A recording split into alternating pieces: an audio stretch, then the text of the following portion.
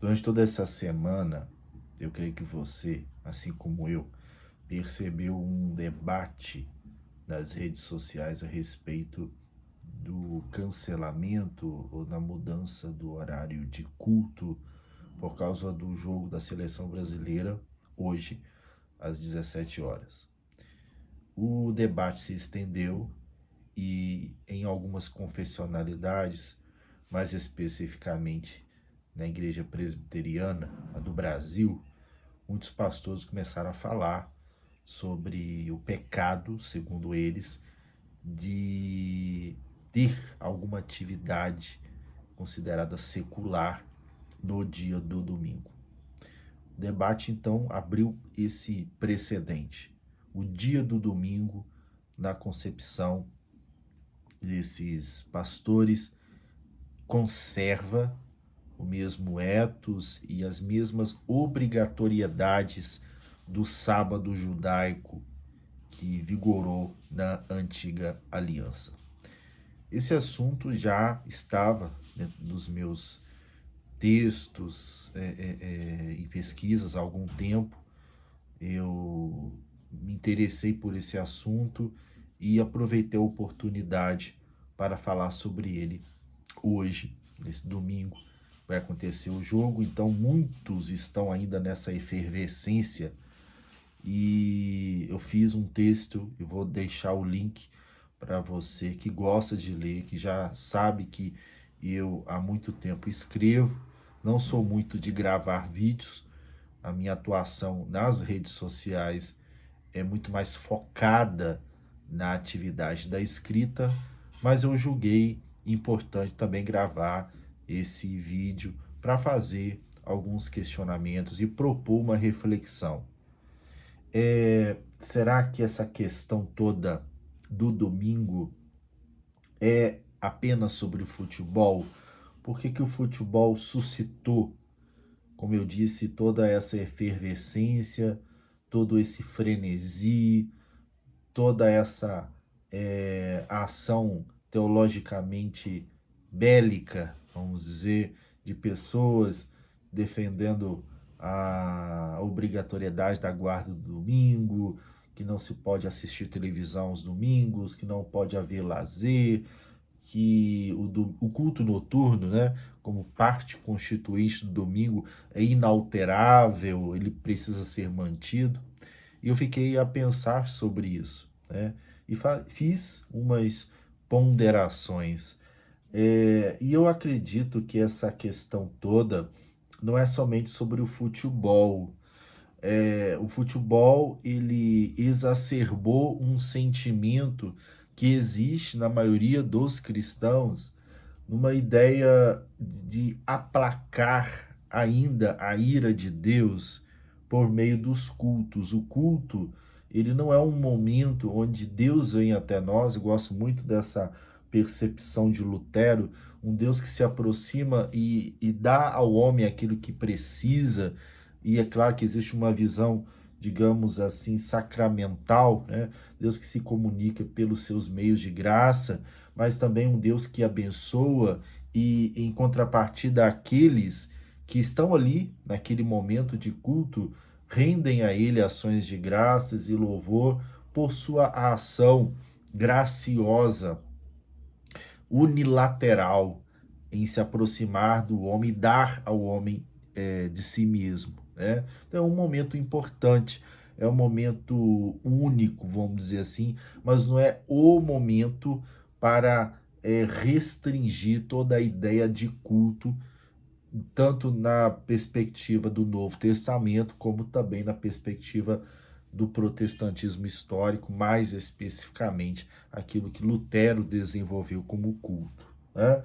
Então, quando as pessoas ficam como que predispostas ao debate e não concordam com a mudança do horário de culto e não se sentem bem, por exemplo, no domingo à noite não ir à igreja para assistir um jogo de futebol, na verdade existe ali na interioridade dessas pessoas, de uma maneira assim, digamos, não perceptível por elas mesmas, é algo internalizado, que Deus ele não se agradará, ele precisa daquele culto para que ele abençoe aquela pessoa, caso contrário, haverá ali uma manifestação da ira de Deus e as pessoas precisam o tempo todo cumprir essa obrigatoriedade.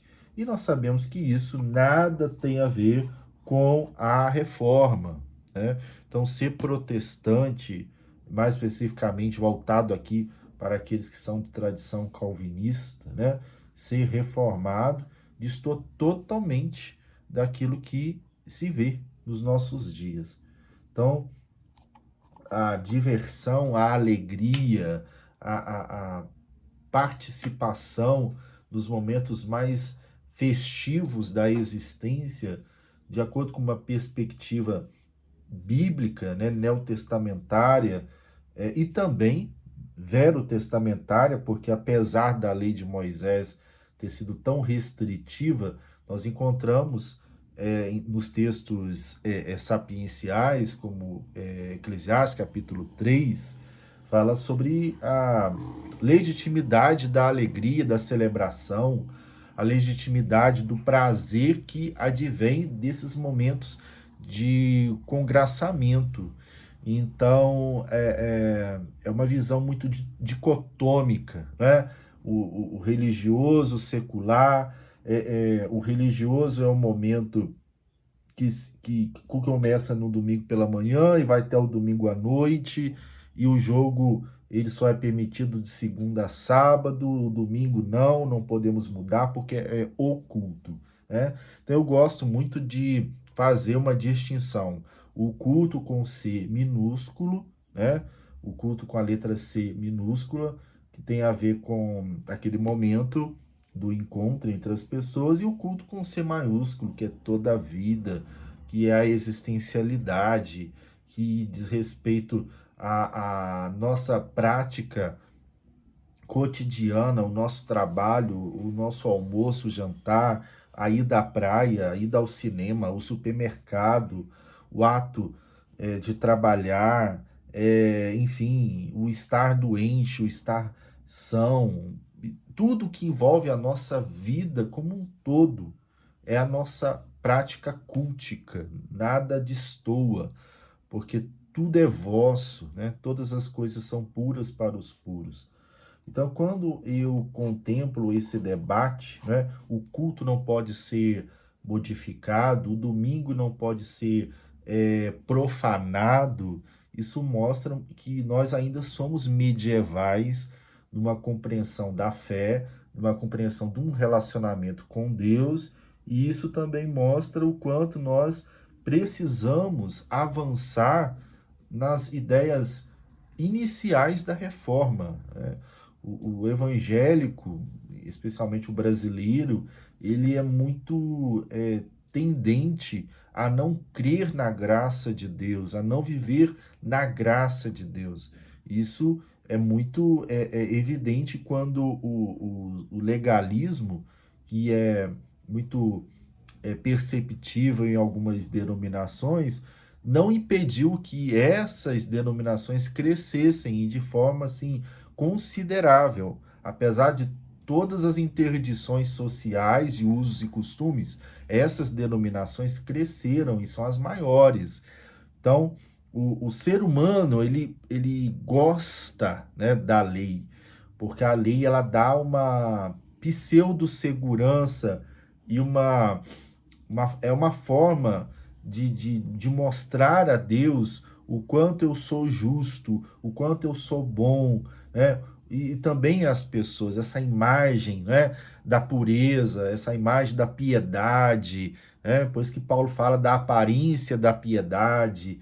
Então, toda essa, como eu posso dizer, essa ênfase que se dá, principalmente nos círculos neopuritanos, né, reformados, ao dia de domingo a inalterabilidade do horário de culto, nada mais é que uma visão destoante da graça de Deus, algo que foi muito preconizado, né, pelos reformadores, em especial Lutero, que eu considero uma pessoa que foi muito leve, muito tranquila nessa questão da liberdade cristã, né.